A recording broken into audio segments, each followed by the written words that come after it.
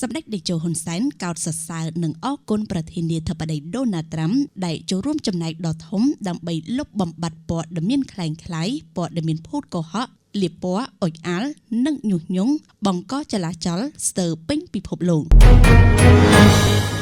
សម្ដេចតេជោហ៊ុនសែនប្រធានព្រឹទ្ធសភាកម្ពុជាបានសម្ដែងនូវការគាំទ្រនិងកោតសរសើរចំណាត់ការរបស់លោកដូណាល់ត្រាំប្រធានាធិបតីអាមេរិកសម្ដេចតេជោចាត់ទុកចំណាត់ការនេះជាការចូលរួមប្រយុទ្ធប្រឆាំងនឹងព័ត៌មានក្លែងក្លាយសម្ដេចតេជោបានគូសរំលេចលើបណ្ដាញសង្គមនាយប់ថ្ងៃច័ន្ទទី17ខែមីនាឆ្នាំ2025យ៉ាងដូចនេះថាយើងគួរតែវិតម្លៃខ្ពស់ចំពោះលោកប្រធានាធិបតីដូណាល់ត្រាំដែលមានសេចក្តីក្លាហានចេញដឹកនាំពិភពលោកដើម្បីប្រយុទ្ធប្រឆាំងព័ត៌មានក្លែងក្លាយដោយចាប់ផ្ដើមពីបណ្ដាញព័ត៌មានដែលផ្ដល់ថវិកាដោយរដ្ឋាភិបាលអាមេរិកជាមុនសម្ដេចតេជោបានបន្ថែមថានេះជាការចូលរួមចំណែកដ៏ធំដើម្បីលុបបំបាត់ព័ត៌មានក្លែងក្លាយព័ត៌មានភូតកុហកលាបពណ៌អុចអាល់ញុះញង់បង្កចលាចលស្ទើរពេញពិភពលោកដែលចេញមកពីក្បាលម៉ាស៊ីនឃោសនាដែលលោកប្រធានាធិបតីត្រាំបញ្ឈប់ការផ្ដល់ថវិកាសម្ដេចតេជោបានរំលឹកប្រសាសន៍សម្ដេចជម្រាបអង្គប្រជុំអាស៊ានអាមេរិកនៅមុខលោកប្រធានាធិបតីត្រាំ